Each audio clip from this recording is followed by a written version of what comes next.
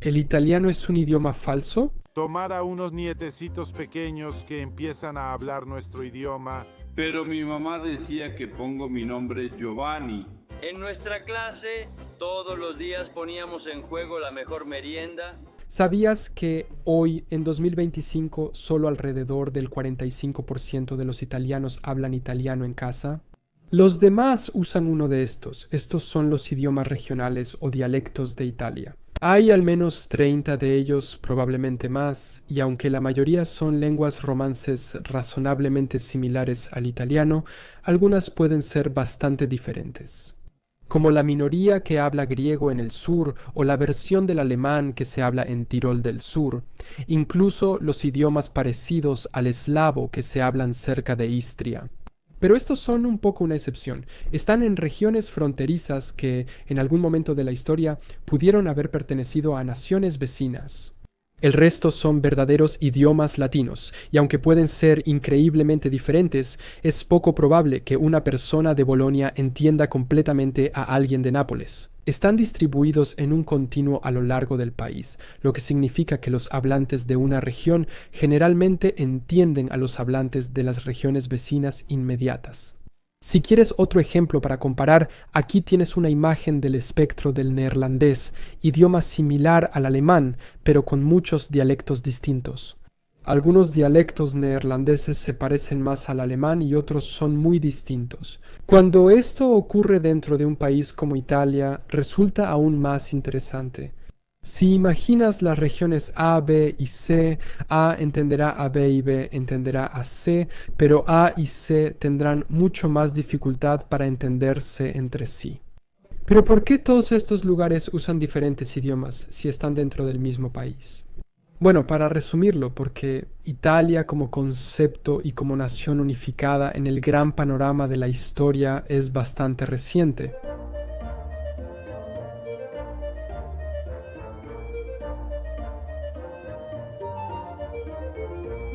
La unificación de Italia se remonta apenas a la década de 1860 en ese entonces. Será mejor que agarren sus sombreros de góndola.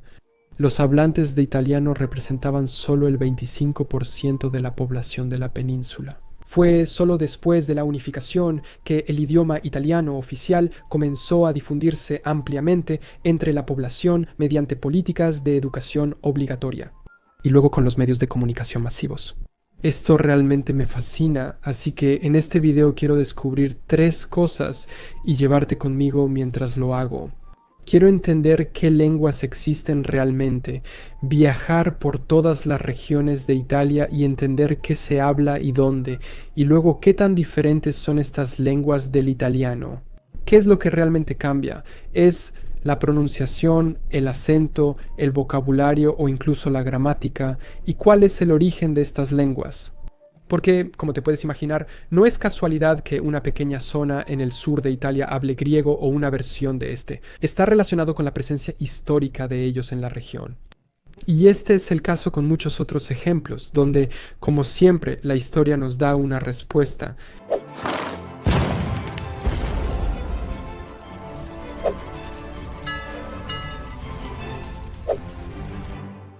Esta es la línea La Spezia Rimini. Es una línea inventada que separa 2 partes de Italia en cuanto a su idioma. Toma su nombre de las 2 ciudades por las que pasa, La Spezia y Rimini. De hecho, algunas personas dicen que la línea debería estar entre Massa y Senegalia, que están 40 kilómetros al sur, pero de todos modos separa las 2 regiones lingüísticas del país. Ambas son regiones de lenguas romances, pero el norte pertenece a las lenguas romances occidentales y el sur a las orientales. La primera está más relacionada con el francés, español, portugués, catalán y occitano, mientras que la del sur está más conectada con el rumano y las lenguas ya desaparecidas de Panonia y Dalmacia en la llamada Romania submersa. Aunque está al sur de la línea, el sardo no se considera parte de la región sur. Es algo propio también. Aprende sobre esto en un momento. Y la razón por la que estas 2 regiones están separadas en cuanto al idioma tiene que ver con un momento muy temprano en la historia y con algo que tan a menudo llena nuestras mentes: el Imperio Romano. Durante las últimas etapas del Imperio Romano de Occidente, el área de Italia al norte de esta línea estaba dominada por un ejército romano cada vez más germánico. Esto en realidad es visible en cosas básicas como el tipo de cascos que usaban en ese momento, la razón por la que Italia no contaba con suficiente mano de obra nativa para llenar sus ejércitos. Y así el imperio tuvo que depender de aliados germánicos federados para llenar las filas. El sistema de legiones también había desaparecido esencialmente en este punto, y el ejército se había vuelto mucho más abierto con su reclutamiento, permitiendo a los reclutas nubios y germánicos. Y estos soldados, a pesar de servir a Roma, trajeron consigo costumbres lingüísticas específicas de sus lugares de origen, y éstas influyeron en el latín local y en las lenguas modernas que descendieron de él. El reino ostrogodo llegó después con la caída definitiva del Imperio Romano de Occidente. Y esto se reforzó aún más, como también sucedió con los francos en Francia o los visigodos en Iberia. Quizá por eso todos estos lugares se agrupan en el área de lenguas romances occidentales, debido a esa influencia común. Sin embargo, los ostrogodos también gobernaron el sur de Italia. ¿Por qué el idioma no es igual ahí? Bueno, mientras que los soldados germánicos tuvieron una influencia directa en el norte, no la tuvieron en el sur, y aunque los ostrogodos gobernaron toda la península por un tiempo, eran poco más que una élite gobernante, no más de 150 a 20.000 personas gobernando a millones de habitantes de habla latina. Aunque muchos de esos 20.000 se establecieron en el norte, casi nadie lo hizo en el sur. Y no solo eso, sino que el Imperio Romano de Oriente, que luego se convirtió en el Imperio Bizantino, pronto reconquistó partes de Italia. Perdieron el norte rápidamente, pero conservaron el sur un poco más. Y este es un ejemplo perfecto de lo que creo que es el factor principal detrás del desarrollo de diferentes idiomas a lo largo de estos territorios. El hecho de que en algún momento u otro, o incluso a lo largo de toda la historia, fueron gobernados e incluso habitados por diferentes pueblos. También fenicios y cartagineses en Sicilia los romanos trajeron la latinización, pero esto no borró la reconquista griega bizantina, la reforzó. Luego llegaron los árabes del norte de África, e incluso los aragoneses y españoles más tarde, y cada uno de ellos dejó su huella. Y de alguna manera contribuyeron a la diferenciación de estas lenguas locales. Desde el italiano hasta hoy, los sonidos o patrones fonológicos griegos todavía están presentes en algunos dialectos. Uno es principalmente griego. Aún hoy, palabras árabes griegas siguen presentes en siciliano y calabrés, como sagara, flor de cítrico, giara, jarra, o tafunata, agujero. Incluso los aragoneses trajeron préstamos como guaglio, que significa niño en napolitano. El léxico derivado del griego y árabe fue influenciado por esas capas de aragonés. Reteniendo las terminaciones vocálicas y consonantes más suaves, en las regiones del norte, la mayoría de las vocales finales se omiten. Por ejemplo, desde antes del Imperio Romano ya existía un contraste importante, porque en el norte los habitantes nativos locales hablaban diferentes idiomas, para empezar galo, lepóntico, rético, véneto, etrusco o umbriano. Este mapa lingüístico de la península en la Edad de Hierro muestra los idiomas hablados en el sur y norte. Para empeorar, también fueron invadidos varias veces por otros, como los celtas con su vocabulario, y luego germanos, lombardos y francos. Y luego muchas regiones pertenecieron o al menos estuvieron influenciadas por el imperio de los Habsburgo, que también tenía el alemán como su idioma oficial. Venecia en realidad es una especie de excepción aquí, y una muy interesante debido a sus redes comerciales y su imperio. Trajeron muchas influencias del eslavo, pero también del griego y del turco. Y hoy en día el veneciano sigue siendo un dialecto del norte un poco diferente en sí mismo, en parte por esto, y el caso veneciano es un ejemplo perfecto de por qué. Incluso dentro de esta región norte o dentro de la del sur, los dialectos difieren de una región a otra. Porque hasta muy tarde en la historia pertenecían a estados completamente o al menos parcialmente independientes, incluso si miramos el mapa de inmediato. Antes de la unificación italiana, alrededor de 1860, Italia estaba dividida. Teníamos el reino de Cerdeña en el norte, junto con el reino de Lombardía-Venecia, luego entidades más pequeñas como Parma, Pontremoli, Módena o Lucca. Al ir al sur se consolida algo, pero sigue dividido entre el Gran Ducado de Toscana, los estados pontificios y el reino de las dos Sicilias. Los estados del norte tenían mayor contacto con Europa continental por su conexión. El sur, como mencioné antes, se orientó más hacia el Mediterráneo. Si retrocedemos más en la historia, por ejemplo, al Renacimiento, la fragmentación aumenta aún más. Tienes Saboya, Milán, Venecia, Florencia, Siena, Génova. El sur no está tan mal, pero Nápoles y Sicilia también estaban divididos. Y esto fue esencialmente una constante durante la mayor parte de la historia italiana.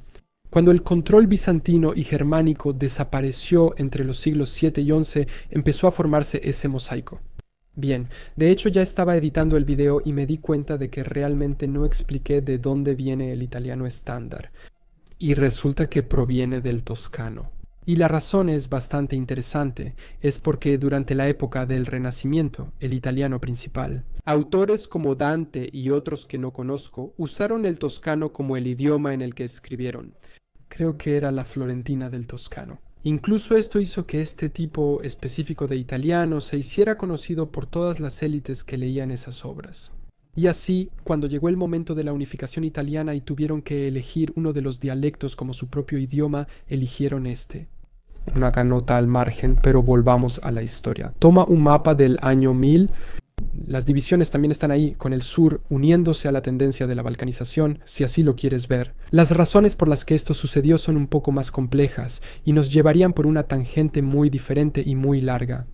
Principalmente se relaciona con la llegada de fuerzas invasoras, la pérdida de influencia de los bizantinos en el sur, además de la invasión de los lombardos y su fracaso en el norte y el centro para establecer una dinastía hereditaria que pudiera consolidar el poder.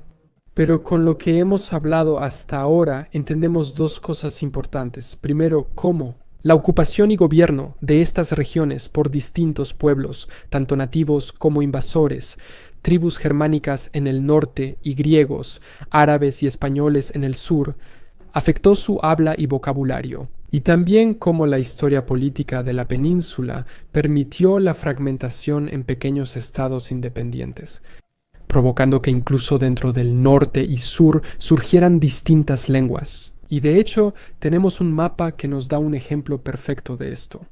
Este, que compara el territorio del Ducado de Milán en el siglo XIV, aquí, mostrado en verde, y las fronteras modernas del idioma lombardo en amarillo casi coinciden perfectamente. ¿Cuál fue el resultado tras saber esto? ¿Qué lenguas locales modernas existen hoy en día y en qué se diferencian entre sí? Además del italiano estándar, Italia tiene dos categorías de lenguas. Unas son las lenguas minoritarias históricas y las otras son los dialectos regionales.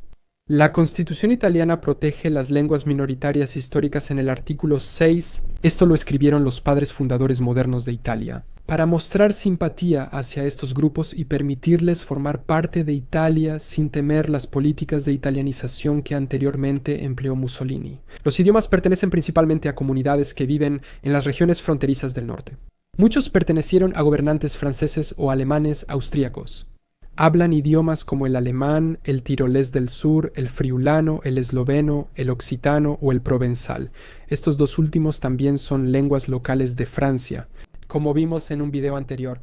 Otros se hablan más en el sur y son esencialmente vestigios de asentamientos históricos en esas regiones. Algunos tienen distribuciones muy extrañas, como los asentamientos albaneses en el interior, o como la comunidad de habla griega en la punta misma de la Bota, Calabria y alrededor de Messina, al otro lado del estrecho en Sicilia, es donde se habla grico, además, también en el talón de la Bota, con greco calabro.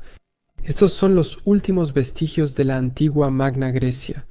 Curiosamente, el sardo también se considera una de estas lenguas minoritarias históricas, aunque se habla en toda la isla. Esto se debe a que, entre otras cosas, el sardo es realmente una lengua propia. También es una lengua romance, pero diferente al italiano. Muchos la consideran la lengua más cercana al latín, pero también incorpora muchos elementos de lenguas prelatinas, como el paleosardo, hablado por la población indígena de la isla. Tiene sentido, las islas suelen crear su propio idioma, cultura e identidad apartadas del exterior, y en una realidad de gobierno local independiente italiano esto se vuelve aún más marcado. Los dialectos regionales restantes están todos en el continente y están conectados a esas entidades locales independientes. Hay al menos 30 de ellos, aunque se podría argumentar que podrían llegar a ser cientos si quieres ser muy quisquilloso sobre lo que constituye un dialecto local. Pero para simplificarlo, aquí se dividen en 7 grupos, gallo-itálicos, que, como indica el nombre, están conectados al noroeste de Italia, los antiguos territorios de Saboya y Milán cerca de Francia. Pero excluyendo las regiones fronterizas que hablan provenzal u occitano, mezcladas con los tretini centrali, que conforman el idioma de las regiones más hacia el área central del norte, vénetos, el área noreste alrededor de Venecia, toscanos y corsos, hablados precisamente en Toscana y Córcega, además de un poco del norte de Cerdeña, presentándonos un caso interesante de dialectos regionales modernos que, en la historia, pertenecieron a diferentes entidades políticas. Supongo que ellos son la excepción a la regla, o al menos nos muestran que también hay más factores en juego. Mediani, hablado en el centro de Italia, incluyendo Roma, y que coincide más o menos con el territorio de los antiguos estados pontificios. Mediodinali en el sur de Italia, originado en el centro urbano de Nápoles, pero con muchos dialectos más pequeños dentro de él, y también Mediodanali Estremi, que agrupa los dialectos de Sicilia, Puglia y Calabria. Este mapa puede ser confuso, tiene mucha información por procesar. Los grupos de dialectos son un poco demasiado amplios, pero los dialectos individuales por ubicación son demasiados. Así que creo que la mejor solución es volver al primer mapa que vimos, que excluye las diferencias superlocales pero divide estos grupos en otros más pequeños. Incluye también los idiomas minoritarios en el mapa. Podemos ver cómo el galo itálico se divide en piamontés, lombardo y ligur, o cómo el toscano en realidad es diferente del corso. Mediani también se divide en peri, mediani y mediano, al igual que meriodanali en abruzzese y molisano, campano y lucano e irpino. Perdón por pronunciar mal todos esos nombres. Ahora ya sabemos qué lenguas existen, pero ¿qué tan diferentes son entre sí? Muy bien, quizá más de lo que esperabas. Tomaremos algunas oraciones y las traduciremos a los principales dialectos para que lo comprendas mejor. La frase me voy a casa es diferente en casi todos ellos, de una u otra manera. En italiano estándar sería vado a casa, pero en veneciano el vado se convierte en vago con G. Los napolitanos harían lo mismo pero diferente, cambiando el vado por vaco con C.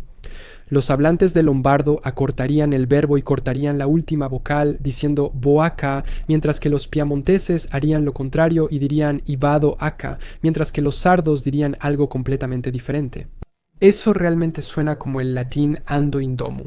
¿Qué tal otra frase como no sé cómo usaría en la oración, no sé cómo pronunciar estos dialectos? En italiano es non lo so, pero en veneciano se omiten el pronombre y el objeto. Ellos solo dicen non so. Los lombardos ponían la negación después del verbo en vez de antes, diciendo asono, mientras que los piamonteses y emilianos tienen palabras diferentes para la negación nen y miga, respectivamente, diciendo ilosonen y asomiga. Si no eres italiano y escuchas esto, podrías pensar que todo es italiano, pero que dicen cosas diferentes, pero es al revés. Están diciendo lo mismo, pero en diferentes lenguas italianas. Y lo que más me interesa es que estas lenguas locales no parecen estar desapareciendo. La Italia fascista intentó reprimirlas, pero se mantuvieron. Son la prueba viviente de la historia increíblemente antigua y única de Italia como región. Y afortunadamente no creo que vayan a desaparecer en el futuro cercano. Muchas gracias por ver este video. Gracias a mis amigas Laura y Martina por su ayuda. Como italianas de verdad realmente contribuyeron a que yo entendiera esto un poco mejor. Así que nos vemos la próxima vez para más conocimientos generales.